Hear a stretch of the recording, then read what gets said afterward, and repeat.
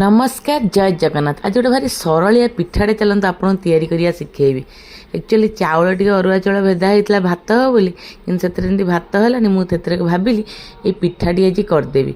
ये पिठाटी एक्चुअली मुझे प्रेग्नेंट थी मत बहुत पिठा खाया इच्छा होता कि बसी उठी तो किसी करे ना जड़े भाउज थे घर पाखे सी ये पिठा तैयारी करिया शिखेते तो से चाउल को भल भाव बाटिदेवे जमी आम खली धरू सेमती पानी रे लुण घी दे से जो बाटी थी आण को पकई दे भल भाव गोलेवा आ मुझा सफ्ट हाँपे ए पालुओ मिसई दिए।